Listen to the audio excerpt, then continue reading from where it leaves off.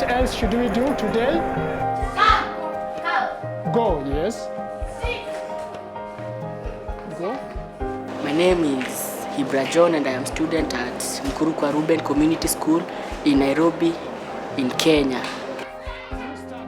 We don't have any books, no chairs, no everything. Okay, repeat again. House. Papi. The biggest challenge is there's no opportunity for people like us. The school is one of those that was going to be taken away by the bank because, the owner of the land thought, well, now I want my land back. But then they stood up against it and said, no, we want this, we want to build a school, we want to educate our children. And the bank and the government listened to them. I've told you about the noun and the word. I've told you about the word and the opposite.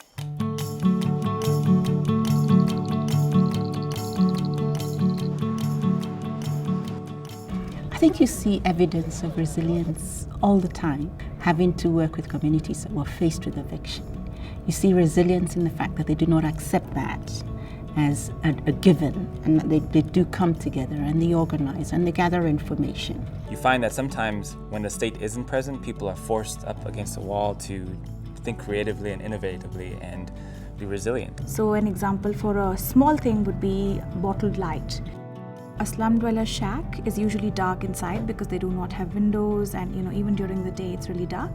So the easy thing to do is just to make a hole in the roof, push through a Coke or a Pepsi bottle and seal up the sides so that there's no water leaking inside. Because the bottle is transparent, it lets the light through and it also diffuses the light. When you talk about resilience, you're talking about really working with people to use their own resources to be able to develop their own communities based on their visions. There are this set of young men who develop these plastic houses in the sun. They are eco-friendly, they're cheap. So that's a way of trying to survive because they can't afford cement, building blocks and all of that. Someone else made a charger from shoes. When you walk, you generate kinetic energy from your shoe. And what happens is that kinetic energy could be tapped to make a telephone charger. And in rural areas, my grandmother has to wait for a day for a worker to go out into the shopping center and charge the phone for her. In informal settlements is very interesting because you see a lot of young people being able to create such interesting innovations just as a way of resolving the problems that they have. What we have here is a Wi-Fi reflector for reflecting wireless signals. This is made of plywood and chicken mesh, so that will cost about $25 or so.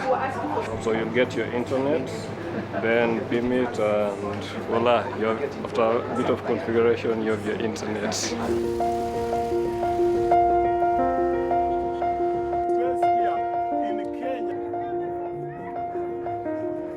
Even for myself, who's grown up here, I've lived here, I've been to some of these not so happy places, it does give you a new sense of grounding each time you go to them and you find people sort of getting by, doing these sort of conditions.